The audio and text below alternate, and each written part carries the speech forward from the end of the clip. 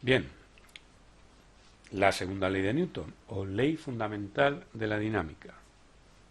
Cuando sobre un objeto actúa una fuerza resultante, constante y no nula, este adquiere un movimiento rectilíneo uniformemente acelerado, de manera que la aceleración resulta ser directamente proporcional a la fuerza resultante e inversamente proporcional a la masa del objeto. Aquí está la fórmula que vamos a utilizar en esta evaluación: fuerza resultante igual a masa por aceleración. Os he puesto primero esta porque esta nos ayuda con la segunda parte de la definición de la fuerza. Esta definición, como es larga, la podemos dividir en dos partes. Hasta la coma sería la primera parte, y a partir de la coma sería leer esta fórmula. Vamos a ver. Cuando sobre un cuerpo actúa una fuerza resultante, constante y no nula, este adquiere un movimiento rectilíneo uniformemente acelerado, de manera que la aceleración es directamente proporcional a la fuerza aplicada e inversamente proporcional a la masa del objeto. Ahí tendríamos nuestra segunda ley de Newton.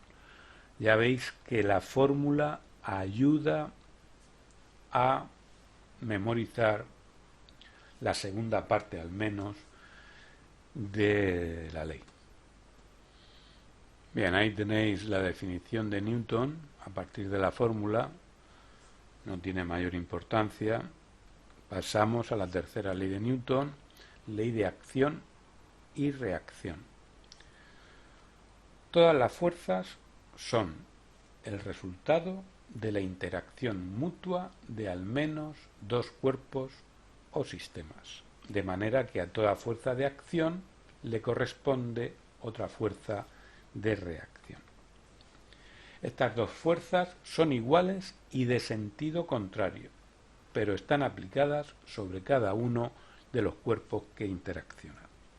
Ahí tenéis la tercera ley.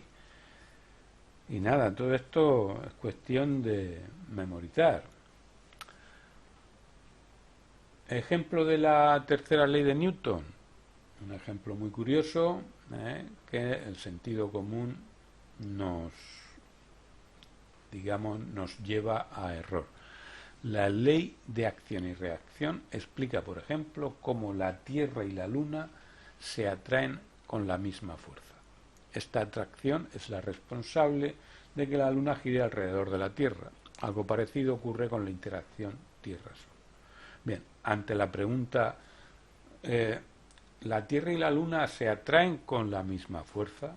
¿O la Tierra y el Sol se atraen mutuamente con la misma fuerza?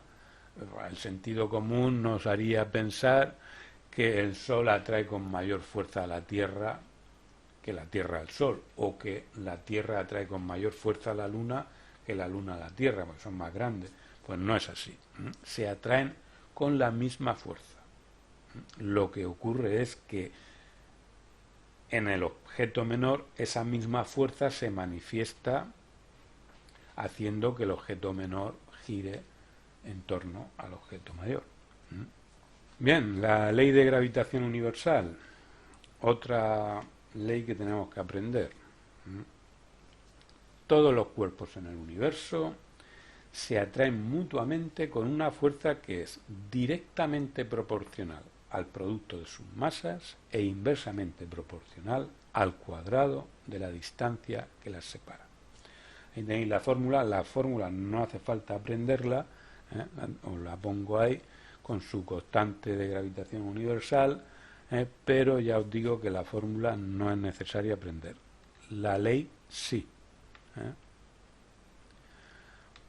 Otras fuerzas que debemos de tener en cuenta, la fuerza peso.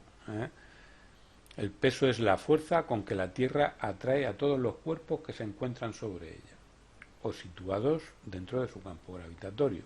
Se mide en newtons como fuerza que es.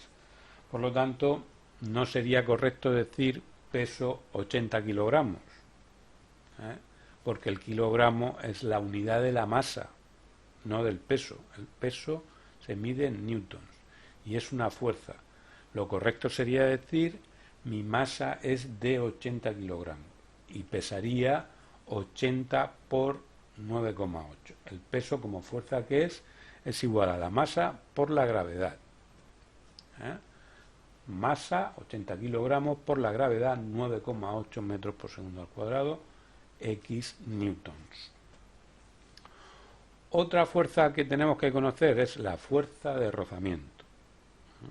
El rozamiento se manifiesta de forma evidente cuando un cuerpo se mueve en contacto directo con otro, o bien dentro de un fluido, sea un gas o un líquido. Si lanzamos un objeto deslizándose sobre el suelo, observaremos que acaba deteniéndose debido al rozamiento. La fuerza de rozamiento que actúa sobre los cuerpos en movimiento es siempre de sentido contrario al movimiento, pues es una fuerza de oposición que actúa frenando el movimiento. Recordar que el rozamiento siempre se indicará en sentido contrario al del movimiento. Si tuviéramos que operar con él, tendría sentido negativo, tendría signo negativo, que indica el sentido negativo. Otra fuerza que debemos conocer es la fuerza normal. Fuerza normal es toda aquella fuerza que actúa sobre un objeto que está apoyado sobre la superficie de otro, como resultado de la interacción mutua entre el objeto y la superficie de apoyo. Es decir, los cuerpos que están apoyados, se entiende apoyados sobre otros, todos los cuerpos apoyados experimentan una fuerza vertical hacia arriba que se llama fuerza normal. Una característica de la fuerza normal es que siempre actúa en la dirección perpendicular a la superficie de apoyo. ¿Vale? Ahí tendríamos un objeto a la izquierda, un objeto apoyado, experimentaría dos fuerzas. Siempre experimentará la fuerza peso y luego experimentará una fuerza normal que será perpendicular a la superficie de apoyo y que en el caso de una superficie horizontal tendrá sentido contrario al peso, con lo cual al tener el mismo valor también que el peso, ambas fuerzas se anulan.